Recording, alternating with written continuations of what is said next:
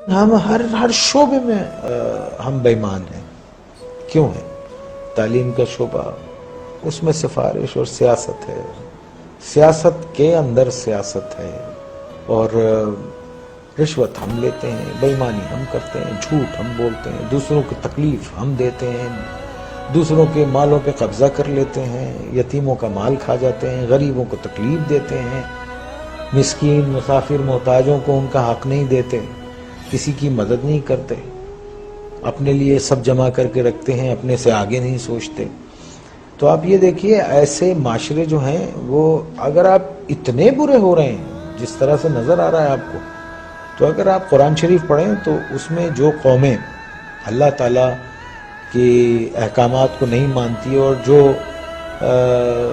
ان سب چیزوں میں نافرمانی میں جب بہت آگے چلی جاتی ہے تو اللہ نے کہا ہے میں ایسی قوم کو تباہ کر دیتا ہوں اور پھر ان کی جگہ دوسرے لوگ لے آتا ہوں. اللہ کہتا ہے کہ میرے لیے یہ کام کوئی مشکل نہیں ہے.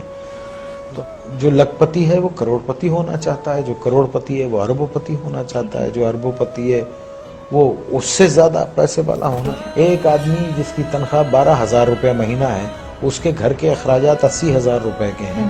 یہ کون سی سائنس ہے آپ مجھے بتائیے کہ وہ اس کو پورا کرتی ہوگی؟ اور یہاں 60% لوگ ایسے ہیں جن کی تنخواہیں اتنی ہیں، لمیٹڈ ہیں، اور ان کے اخراجات جو ہیں. تو پھر کیا کرتے ہیں آپ؟ شارٹ کٹس مارتے ہیں، شارٹ کٹس مارتے ہیں. اور ایک بات یاد رکھیے، دیکھیے اگر آپ نے اپنی اولاد کو حرام کھلایا نا، حرام، بےایمانی، چوری چکاری، ان سب چیزوں سے، لوٹ کے یہ سب چیزوں سے کھلایا، تو وہ آپ کے پاس وہ سارا ویسے ہی نکل جائے گا. آپ دیکھیے کبھی جمع کر کے نہیں رکھ سکتا وہ. اگر اس کے پاس رہے گا، جمع بھی ہوتا ہے، تو ایک ڈیزاسٹر ہوگا اور سب ختم ہو جائے گا. تو ہم کو ٹھیک ہونا چاہیے. ہم انسان ہیں، جانور نہیں ہیں. ہم کو صحیح ہونا چاہیے. ہم کو اس لیے دنیا میں نہیں بھیجا ہے کہ ہم دوسرے کے حقوق ماریں، چھین لیں لوگوں کو.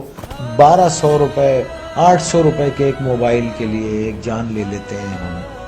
کبھی وہ تنہائی میں بیٹھ کے وہ سوچتے نہیں ہوں گے کہ ایک انسان کی زندگی جب وہ پیدا ہوتا ہے تو وہ گوشت کا لوتھڑا ہوتا ہے، پھر وہ انسانی فارم میں آتا ہے، پھر وہ دنیا میں آتا ہے بے سہارا، بے بس. ماں اس کو 9 مہینے پیٹ میں رکھتی ہے، پالتی ہے، پھر وہ گرم سرد کا مقابلہ کرتا ہے اور بڑا ہوتا ہے، چوٹیں لگتی ہیں، دھوپ ہے، بارش ہے، اور پھر ایک آدمی اس کو ایک 500 روپے کے موبائل کے لیے اتنی تک و دو سے پلنے والے بچے کو گولی مار کے چلا جاتا ہے.